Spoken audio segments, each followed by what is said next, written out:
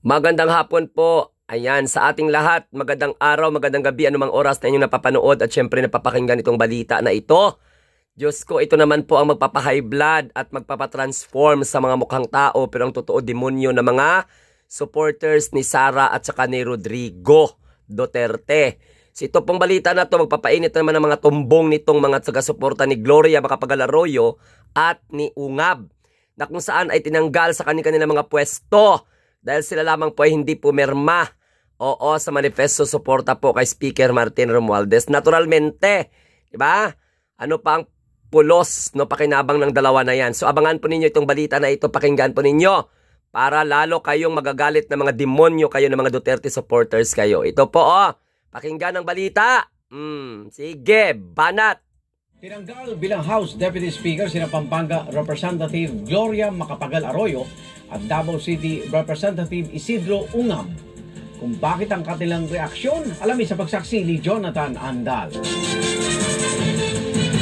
Pagpasok ng Administrasyong Marcos, Senior Deputy Speaker ang posisyon sa Kamara ni dating Pangulo at ngayon Pampanga Representative Gloria Macapagal Arroyo. Pero nitong Mayo, dinemote siya bilang Deputy Speaker. At kanina, tuluyan na siyang inalis sa pwesto. Papalitan siya ni Isabela Representative Antonio Tonipet Albano. Tinanggal din bilang Deputy Speaker si Davao Representative Isidro Ungab. Napapalitan naman ni Lanao del Sur Representative Yasser Alonto Balindong.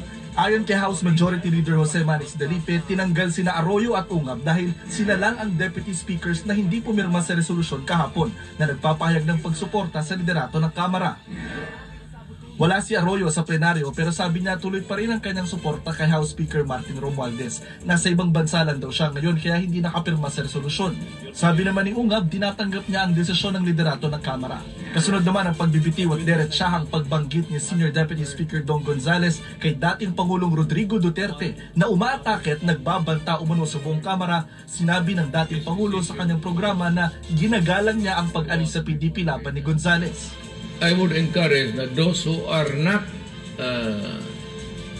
in tune with us or hindi nyo nagustuhan,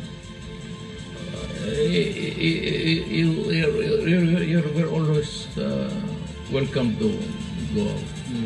Wala naman akong, even if I remain to be the only one na PDP, okay na sa akin. Ang importante kasi dyan, yung prinsipyo. Kaugnay naman sa payag ni Speaker Romualdez na tatayo siya laban sa sinumang mananakot sa Kamara, sabi ni Duterte walang magiging problema kung nagsasabing niya ito ng totoo. Para sa GMA Integrated News, ako si Jonathan Andal, ang inyong saksi. Ayan mga kamunting tinig, isa siguro ito sa mga balita na nag-alboroto si Ungab.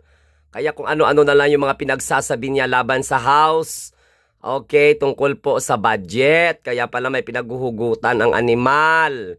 Ayan na mga didishets na mga abnormal, mga tanga, mga bobo, mga walang hiya, mga walang kwenta. Kaya kasi nanonood kayo at nakikinig kay Rodrigo Duterte, ayun, pinahamak po kayo. Okay, so yan po ang mga balita siguro na nagpapaalboroto sa mga demonyo. Kaya ayun, nag-aal sa balutan ng mga tiyanak. Mga mukhang tao pero mga demonyo naman. So bye-bye, maraming salamat. Okay mga Duterte Dihad supporters, mga mango kayo, mga abno kayo, mga animal kayo, mga sapat kayo. Tigilan na ninyo ang pagiging anti-government, ha?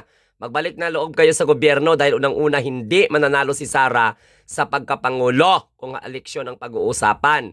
Pangalawa, si Rodrigo Duterte, minukha kayong ginagago kayo, tinatanga kayo, inaabno kayo, pero nagpapauto pa rin kayo. Bye-bye.